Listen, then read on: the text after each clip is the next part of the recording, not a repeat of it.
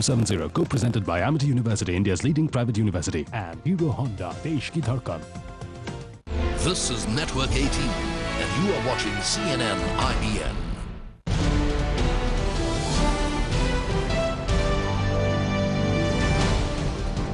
Next on CNN-IBN, our show Devil's Advocate. Before that, check of our headlines this hour. In Pakistan, a teenage suicide bomber targets a mosque in Chakwal, rural Punjab, killing over 35. Prime Minister Gilani calls for an all-party dialogue on terrorism. एक communal agenda फैलाते जा रहा है हमारे देश में और अब उसको दोबारा यूपी में चला रहा है। मैं उनके खिलाफ हूँ, मैं उनसे लड़ूंगी और मैं लखनऊ के उम्मीदवार बन के आऊंगी। Nafiza Ali gets the Samajwadi Party ticket from Lucknow in place of Sanjay Dutt. She contested the last Lok Sabha elections on a Congress ticket from Bengal. And Obama leads the furious international debate over a North Korean rocket launch, says it's a missile that could reach as far as Alaska. Beijing calls it a satellite.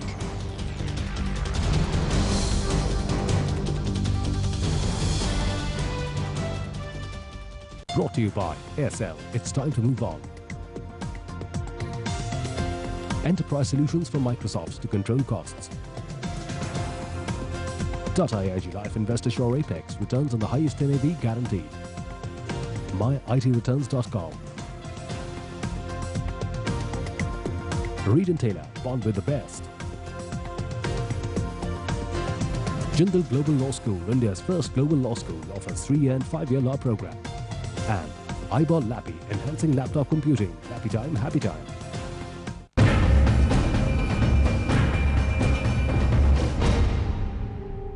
Hello and welcome to Devil's Advocate and an interview with the chief election strategist of the Bharatiya Janata Party and also one of its most important general secretaries, Arun Jaitley. Mr. Jaitley, in the last 10 or 14 days, the press has been full of stories of BJP candidates who are making hate speeches.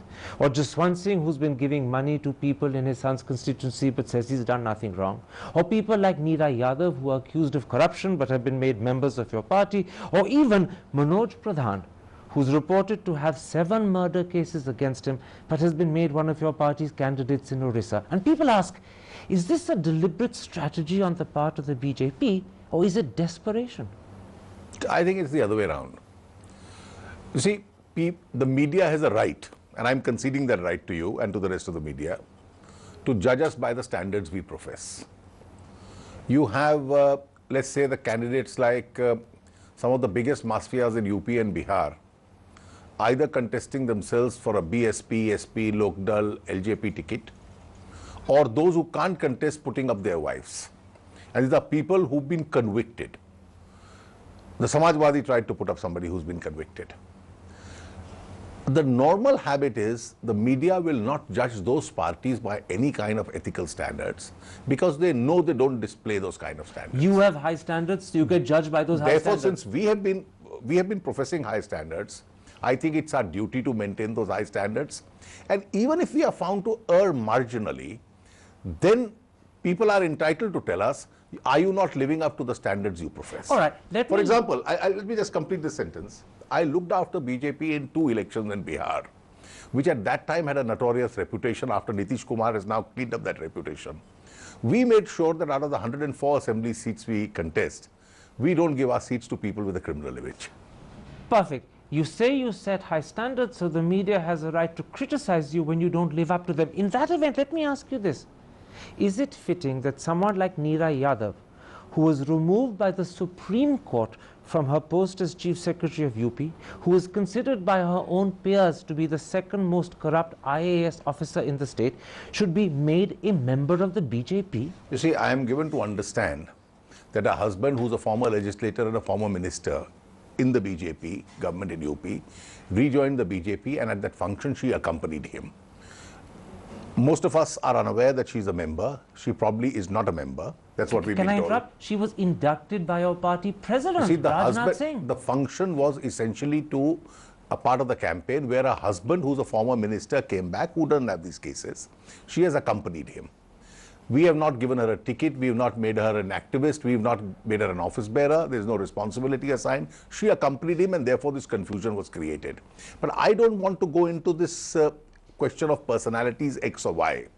The fact that people in the BJP are concerned about this, the fact that you are asking me about it, I think is a proof enough that even on a case where a person is not being assigned a responsibility, there is still a concern that people who join my party should be people who can at least inspire confidence. If the BJP is concerned about even the belief that Neera Yadav has joined your party, leave aside the fact that your own party president inducted her, then to what extent is the BJP concerned by the fact that someone like Manoj Pradhan, who according to the Indian Express faces 7 murder charges, is your candidate from Udaigari? I've also read about this case. I don't know the details of this particular case, but let me tell you, after Swamiji's murder in Orissa, there have been these trade districts where almost thousands of people belonging to the BJP had been charge sheeted and had been prosecuted and FIRs registered against them. I am not aware whether some of these cases are in the relation to some hard crime they've created, or are these cases in relation to a participation in a protest. For example, let me just answer your question by a very simple illustration. I can understand Arun Gandhi and his speech-making controversy, but the Mayawati government has put him for attempt to murder, national security. Now, surely in these 2 later cases, you won't ask me the same question in relation to these 2 later cases as you are putting it in the case of Pradhan. I'll come to Varun Gandhi in a moment's time. Let me tell you why Pradhan is an important case for the BJP to answer, because the BJP considers itself a party morally superior to others. You in fact call yourselves a party with a difference. Now, Sudha Singh, the DSP of Ballygodha in Orissa, has gone on record to say that Manoj Pradhan faces 7 murder cases out of 10 charges altogether. This is something that is so well known in Orissa. For you to have chosen him is to have overlooked this. I am certainly going to find this out. Are these in relation to some hardcore crimes that he's been committing, or are these in relation to a part of a protest that the party had organized after Swamiji's assassination? And I have a lurking suspicion, I don't have material to say that, but I'll certainly check it out and get back to you in a future program, whether it's in relation to other later. All right, let's come to Mr. Jaswant Singh, a colleague of yours in the Rajya Sabha, in fact the leader of the opposition in the Rajya Sabha. When he was seen on television giving 100 rupee notes to people in his son's constituency, not only did he first say that he had done nothing wrong, but then on television he said that if the law differs, the law is to be assumed to be an ass. Well, I don't think you are being fair to Jaswant Singh ji. I'm quoting him exactly. Mr. Jaswant Singh is a man who's maintained utmost probity in public life. All that they have said is, I've read his son's statement, that this is a matter where there is a convention in Rajasthan that if somebody asks you for assistance, or there are folk dancers whom you give money after their performance, they touch your feet, this is not considered a bribery in the sense of election law. Except that after the model code of conduct has come into effect, it's his interpretation vis-a-vis the interpretation of I think the election commission, I think the election commission is going into this question. It would be best we leave it to the election commission to decide the issue. Let me put it like this. I've talked to you about Neera Yadav, I've talked to you about Manoj Pradhan, I've talked to you about Jaswant Singh. There are also elements of the BJP who've been accused, most importantly Varun Gandhi, of making hate speeches. Suddenly, the party that believes it's a party with a difference is becoming a party that has to make 100 excuses. Your moral image, just when it should be shining, is blemished. I come back to what I had said. Since we claim to be a party with a difference, you are entitled to pick up and start examining minute details and then say, well, this is one black spot on you. None of you were very deeply concerned, where you had 8 ministers with a tainted record in Dr. Manmohan Singh's cabinet, and he spent the last 5 years getting the CBI to subvert each one of the 8 because cases. Because Congress doesn't claim to be superior, you do. Well, I'm glad you say that. Therefore, claim. I'm glad you say that for the reason, if 8 tainted ministers had CBI subverting to remove their cases, the media is not concerned. But if there is a controversy whether somebody was giving it to a folk dancer or he was bribing a voter, this itself would be a great calamity. Well, I think the media also has to be a little fair to us. By and large, the BJP has maintained standards of probity in its governments, which are much better than any political party. You say by and large and you want fairness, but let me remind you that the BJP manifesto, which was launched in Delhi on Wednesday, on its cover, and Mr. Advani drew attention to this fact, itemizes 3 principles that you stand for. Right at the top, the most important is good governance. How can you deliver good governance if your officials, if your candidates, if your party members are involved in morally compromising situations? Well, if you can't be certain of the honesty of your own people, where does good governance come in? Well, I'm very glad you raised this question. It's a point of view which I have personally always expressed outside and within the party,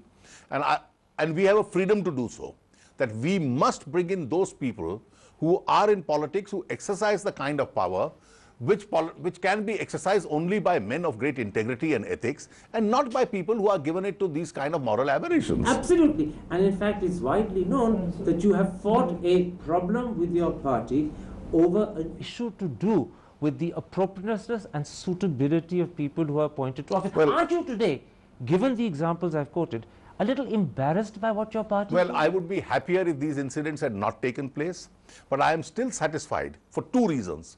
One, we are a party which is democratic, where you have freedom to raise these issues, and you can still be working for the campaign of the party. Secondly, campaigns of this kind will perhaps strengthen those who want to cleanse up the entire political system. All right, one last question before I take a break. I told you I'll come back to Varun Gandhi. I want to now bring up Varun Gandhi.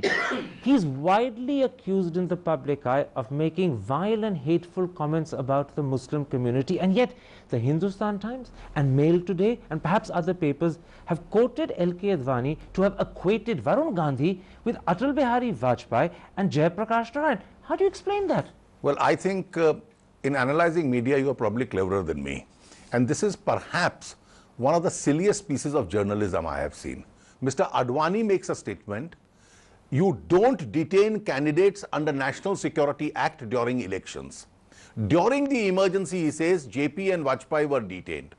And some two newspapers come up and say, well, is Varun Gandhi Jayaprakash Narayan? I think if this is the understanding of the front pages of these two esteemed papers, I can tell you, I'll have to read, they'll probably have to reassess their editorial policies. In which policies. case, clarify something for me before I take a break. Are you saying today unequivocally and in crystal clear terms that there's no sense in which Varun Gandhi is the equal of Atal Bihari Vajpayee or Jayaprakash Narayan? They were legends in politics. He's a beginner in politics. I think all that Mr. Advani said was, during a campaign, you don't detain candidates. It's a bad precedent. It happened during the emergency. Let it not happen now. I think the comparison begins and ends with that. All right. Let's take a break at that point. I want to come back and talk to you about the BJP manifesto, which was released in Delhi on Friday. We'll be back in a moment's time. See you after the break. Someone is there to nurture the 1,000 dreams set in those twinkling eyes. India's largest scholarship program by Amity University. Objectionable to say the least. I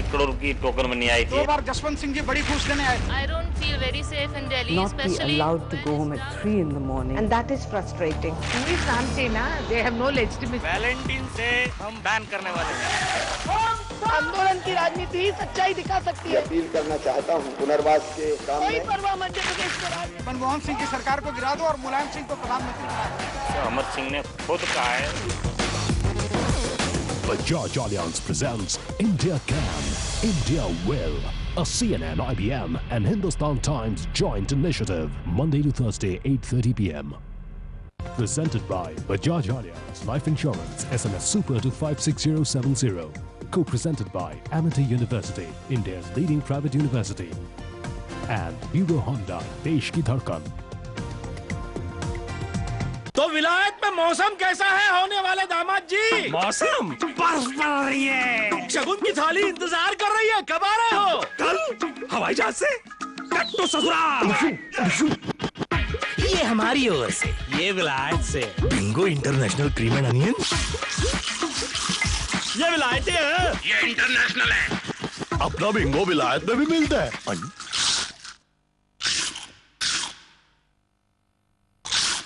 Bingo का नया international cream and onion made in India और taste इसका truly international. Passport देखो तो। Bingo, no confusion, great combination. Getting out of here, I'll take the rough way out. 'Cause I'm a wanderer, I can tread anywhere. I'll take the rough way out. 'Cause I'm a wanderer, I like to tread anywhere, 'cause I'm a wanderer. MRF Wanderer. Tread anywhere. उफ, अब क्या होगा? कितनी कराई थे पानी फिर गया. Match cancel. कुनूर चले for one night. कितनी दूर है? 5 hour drive. और बोलो. एयरसेल की दुनिया में बहुत कुछ मुमकिन है. It's time to move on. और बोलो.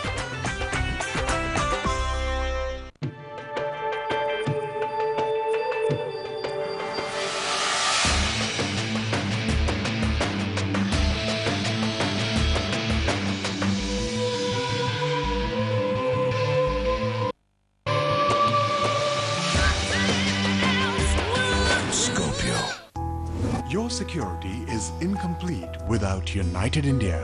United India Insurance Company Limited. Solutions that bring back smiles real fast.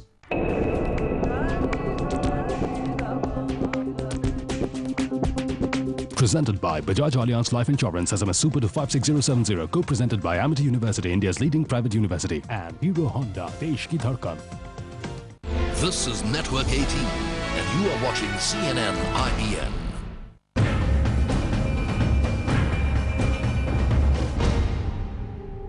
Welcome back to Devil's Advocate with the Chief Election Strategist of the BJP, General Secretary Arun Jaitley. Arun Jaitley, on Friday the BJP presented its manifesto in Delhi. It was the first manifesto the party has launched in 11 years. But in 2004, you came up with a vision statement which at the time Pramod Mahajan repeatedly in public said would last for 20 years. So which takes precedence? The manifesto launched on Friday or the vision statement? I think times change. There's no fundamental difference in the structure and the basic points of the two. Forgive me, there's a huge difference. But the requirement of the day brings about certain additionalities. Well, no, and those additionalities are brought into this manifesto. Let me take you up on that, because you see, first of all, even when times change, visions don't. But more importantly, when you say there's no fundamental difference, there is considerable difference. To give you an example, on Article 370, your manifesto says that the BJP is committed to its abrogation. Article 370 wasn't even mentioned in the vision statement. No, you see, I'll tell you.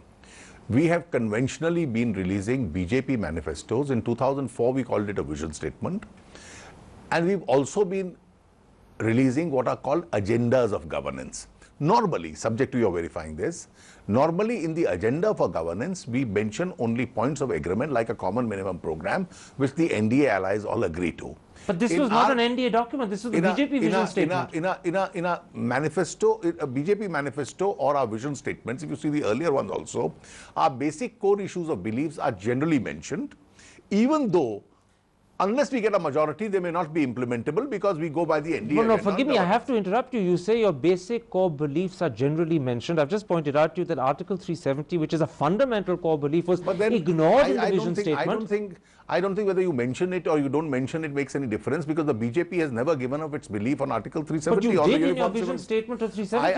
I don't think BJP has ever given up these beliefs, and I'm categorically clarifying it to you today. Then let's come to your second important belief, the Universal Civil Code. In your vision statement, you said categorically that this cannot come into being unless one has a social and political consensus in its favor. I even today believe it. I even today believe it. But you may believe it, but that's not what your manifesto says today. Suddenly, let's not hair split. No, I'm not hair splitting. Assuming the BJP were to get a majority on its own, even then, before bringing in a uniform civil code, it's not going to be beliefs of one religion which are going to be enforced. It will require a larger consensus. But there's a different phraseology that's in your manifesto that was launched on Friday. Let's go to the substance of what we believe in. But you're not letting me finish. You're not letting me finish. Your manifesto says that the BJP will set up a commission to draft a uniform civil code.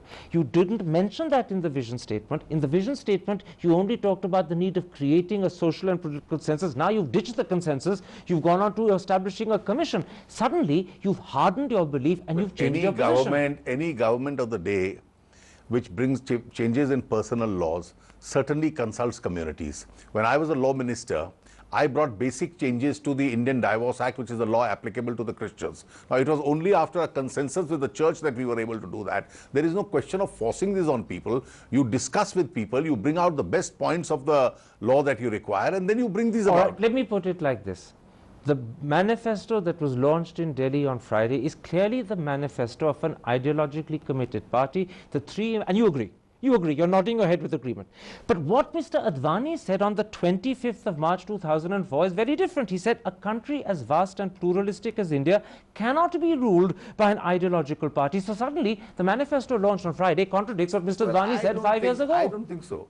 I think when you say that ideological parties, Mr. Advani's statement consistently has been that you take up your ideological positions, but when it comes to ruling the country, a lot of it depends on ideals and idealism. It's a statement which he has been making consistently over the last 10 years in that context. So please don't confuse that with any form of dilution of the BJP's ideology. So you know what you're saying? The ideology is okay at the manifesto level, but when it comes to ruling, it's ditched for what you call ideals and idealism. No, suddenly the ideology doesn't affect ruling. I am not saying that.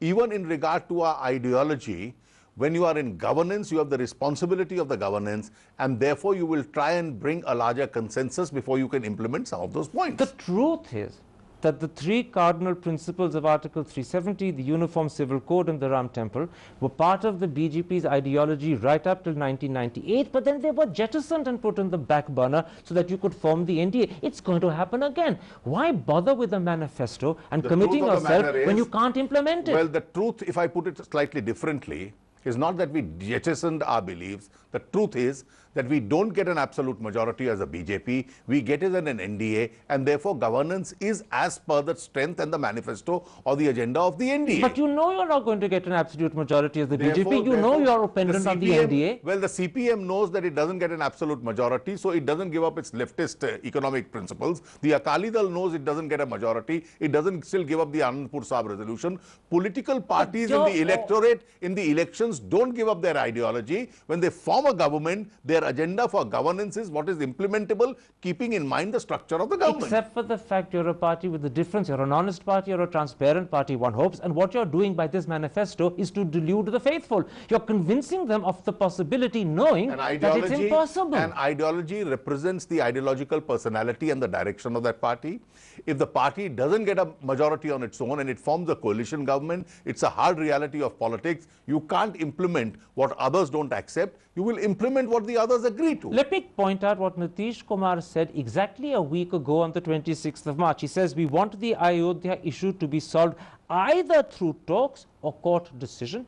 Your manifesto holds open the possibility of legislation. He's against it. And then he continues, there should not be anything like abrogating Article 370 or Common Civil Code. Now, as far as he's concerned, your manifesto is a no, Let me answer you clearly on all the 3 points. If you read our manifesto this time on Ayodhya, it is not different from what Nitish Kumar has said. It is almost identical to what we had said in the NDA agenda. Now, forgive me, I have to interrupt you because your manifesto on Ayodhya says the BJP will explore all possibilities, including negotiations and judicial proceedings. And all possibilities according to me, includes the possibility of legislation. I He's think excluding that is what you are trying to bring in to create a problem between me and Nitish Kumar, probably which you won't. Then what does all possibilities mean? Well, all possibilities specifies these 2 possibilities at the moment. No, it says including. Not, but we haven't mentioned. Not limited to. Well, we haven't mentioned any third possibility here. Now, let me Even come to worse, the second. So that's open-ended. Let's not hair split. Let's come to the substance. Ayodhya, our manifesto says exactly what the NDA agenda in 2004 said. Uniform Civil Code, we've said exactly what the Constitution said we must try to do under Article 44. On Article 370, we've said exactly what the Constitution has been saying since 1950. It's a transient and temporary provision. One day it has to go. And therefore, what we say on these 2 issues, the later 2, is probably on the right side of the Constitution. The rest of the politics may think differently. In which case, why put it on the back burner to form a government? It's even more bizarre that if your position is constitutionally correct and morally correct, it's even more bizarre that you put it on the back burner. There's a logical, hard reality answer to this. I don't have a 2/3 majority to amend the Constitution. But you're casting principles to the winds to try and form a government, power before principles. I am aware of this hardcore reality. I can't do it till I have a majority in Parliament. If I go on an alliance with others, which is a reality which I am going, I have to agree on a common agenda. So very quickly, power is more important than principles? Power is more important than truth and ideology? Well, I think the reality is your strength must dictate the reality. And the strength is when you have a majority, you can probably enforce your ideas through government. If you don't have a majority, you agree on the common minimum program. The country must have governance, and that's a reality. I'm sure you know. Governance at any cost. Arun Jaitley, a pleasure talking to you.